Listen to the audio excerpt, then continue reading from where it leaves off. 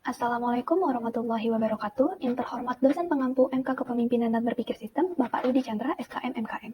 Pada kesempatan kali ini, saya akan menyajikan salah satu materi dari MK KBS, yaitu mengenai personal mastery. Sebelumnya, perkenalkan nama saya Davina Alvino, dari kelas IKMB Angkatan 2021 dengan nomor induk mahasiswa 1011282126088. Adapun yang akan menjadi topik bahasan kita hari ini, yang pertama, apa itu personal mastery? Yang kedua, 5 pillars of learning organization. Yang ketiga, manfaat personal mastery. Yang keempat, aspek-aspek yang harus dimiliki jika ingin mengembangkan personal mastery. Yang kelima, karakteristik dari seseorang yang memiliki personal mastery. Dan yang terakhir, persiapan yang harus dilakukan untuk menuju personal mastery. Baiklah, sebelum kita menelaah lebih dalam mengenai personal mastery, tentunya yang harus kita ketahui lebih dulu adalah apa itu personal mastery. Secara etimologi, mastery berasal dari bahasa Inggris dan Latin yang berarti penguasaan atau keahlian dominasi terhadap sesuatu. Sedangkan dari bahasa Perancis, mastery berasal dari kata maitre yang berarti mempunyai keahlian khusus, cakap, dan ahli dalam sesuatu. Menurut Peter M. Senge, personal mastery adalah suatu disiplin yang secara berkelanjutan dapat mengklarifikasi serta memperdalam visi kita, memusatkan energi yang kita miliki, serta mengembangkan keuletan untuk melihat realitas secara objektif. Baiklah, seperti yang kita ketahui, penguasaan diri atau personal mastery merupakan salah satu bagian dari 5 Pillars of Learning Organization. Peter Senge pada tahun 1990 dalam bukunya The Art and Practice of the Learning Organization memperkenalkan 5 disiplin yang menjadi pilar dalam organisasi pembelajar. Di antaranya, yang pertama yaitu berpikir sistem atau system thinking.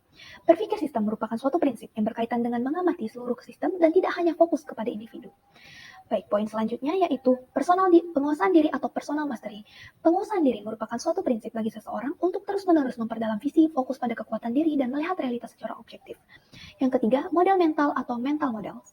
Merupakan suatu prinsip yang mempengaruhi cara dalam memahami dunia, serta dalam pengambilan keputusan maupun tindakan.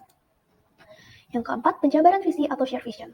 Penjabaran visi dimaksudkan sebagai suatu prinsip yang berkaitan dengan proses membangun rasa komitmen dalam suatu kelompok. Dan yang terakhir, belajar bergu atau team learning. Disiplin ini mengartikan bahwa suatu kelompok dapat berguna untuk berbagi wawasan atau pengalaman sehingga dapat mengembangkan otak dan juga pikiran. Bagian selanjutnya dari personal mastery ini adalah apa saja manfaat yang bisa kita dapatkan jika mengembangkan kemampuan personal mastery. Yang pertama yaitu personal mastery dapat membantu kita memiliki kemampuan untuk mengambil tanggung jawab. Yang kedua, seseorang dengan personal mastery akan memiliki kecerdasan emosi yang lebih baik daripada yang tidak. Yang ketiga, personal mastery yang berkaitan dengan penguasaan diri akan membantu kita agar mampu mengendalikan stres dan bersikap lebih positif.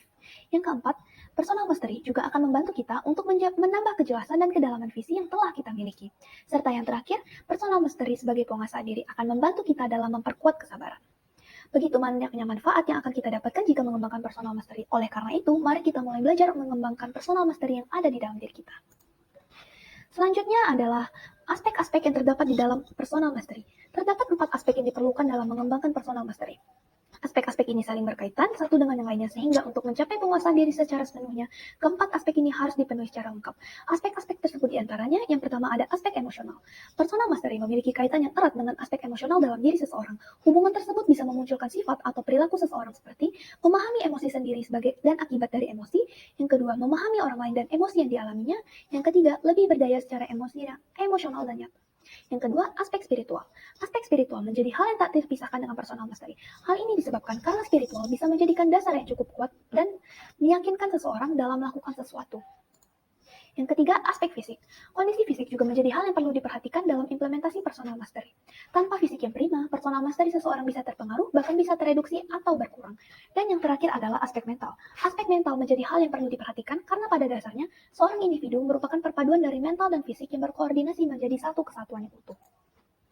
Setelah kita menelaah apa itu personal mastery sebagai salah satu disiplin organisasi pembelajar, terus manfaat serta aspek personal mastery, selanjutnya kita akan membahas mengenai karakteristik yang dimiliki oleh seseorang dengan personal mastery. Yang pertama yaitu they have a special sense of purpose or kita bisa menyebutnya a calling, yang artinya mereka memiliki perasaan atau pengertian khusus mengenai tujuan kehidupan. Yang kedua, they accurately assess their current reality, yang artinya mereka teliti dalam menilai realitas sekarang ini dan cepat tanggap mengenali asumsi yang tidak akurat. Yang ketiga, they are skilled at using creative tension to inspire their forward progress, yang artinya mereka terampil dalam mengelola kreativitas yang mereka miliki untuk menjadi motivasi diri dengan tujuan untuk mencapai kemajuan ke depannya.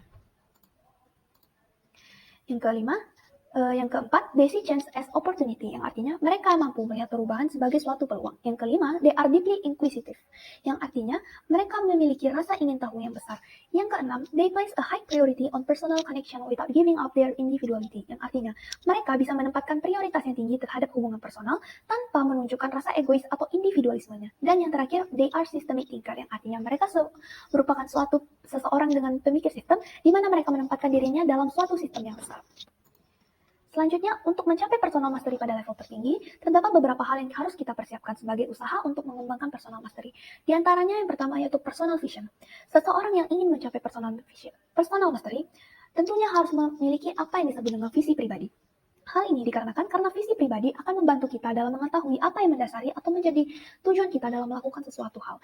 Yang kedua, personal purpose, yang artinya jika ingin memiliki personal mastery yang tinggi, kita harus memiliki apa yang ingin kita tuju dan sejauh mana kita ingin mengubah kehidupan kita sesuai dengan yang kita inginkan. Yang ketiga, personal value atau nilai pribadi, yang dimana merupakan suatu hal yang penting untuk dimiliki dalam proses pengembangan personal mastery, dikarenakan personal value dapat menjadi dasar untuk pembentukan visi pribadi. Yang keempat, personal awareness, yang dapat diartikan sebagai seberapa tahukah kita terhadap diri sendiri. Hal ini yang dapat membantu kita untuk menetapkan visi dan tujuan kita ke depannya. Yang kelima, personal perception, yang hal ini berarti kita harus menyadari bagaimana cara kita memandang atau melihat sesuatu, baik peristiwa, orang, maupun suatu kejadian. Dan yang terakhir adalah personal alignment, yang berarti sebagai apakah visi, tujuan, maupun nilai yang kita tetapkan sudah selaras antara satu dengan yang lainnya. Baiklah, sedikit yang dapat saya sampaikan berkaitan dengan materi mengenai personal mastery. Mohon maaf jika terdapat kesalahan informasi maupun pengertian dan juga kesalahan dalam penyebutan kata maupun kalimat. Lebih dan kurangnya saya mohon ampun. Mohon maaf. Kepada Allah saya mohon ampun. Wassalamualaikum warahmatullahi wabarakatuh.